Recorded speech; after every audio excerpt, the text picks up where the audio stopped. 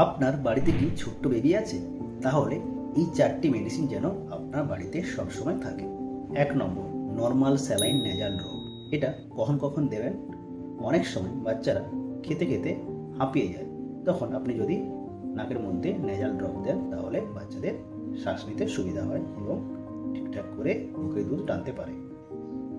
সর্দি কাশি হলে বাচ্চাদের অনেক সময় নাক বন্ধ হয়ে যাওয়ার কারণে শ্বাসের কষ্ট হয়, তখন আপনি 1-2 ফোঁটা করে নেজাল ড্রপ ইউজ করতে পারেন।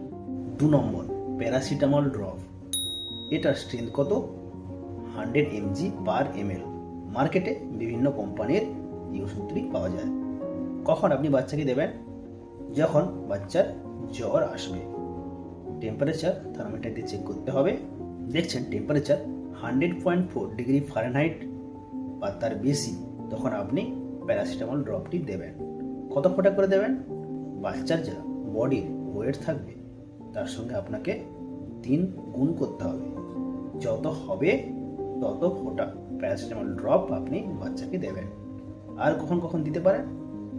যখন বাচ্চা ব্যথার জন্য কান্নাকাটি করবে। 3 নম্বর, ভিটামিন D3 ড্রপ।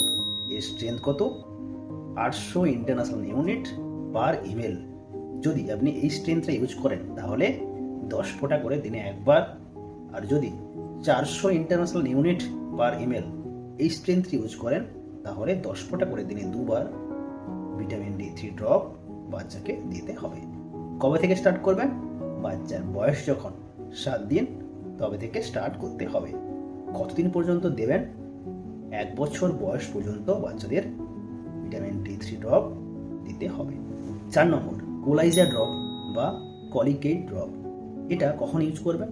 যখন দেখছেন বাচ্চা সন্ধেবেলা বা রাতের বেলা খুব কান্নাকাটি করছে, কোনোভাবেই শান্ত করা যাচ্ছে না, মেনলি পেটের মধ্যে পেন হওয়ার জন্য বা ইনফেন্টাল কোলিক এর জন্য বাচ্চা কান্নাকাটি করে, তখন আপনি 5 থেকে 10 ফোঁটা কোলাইজা বা কলিকেট ড্রপ দিতে পারেন।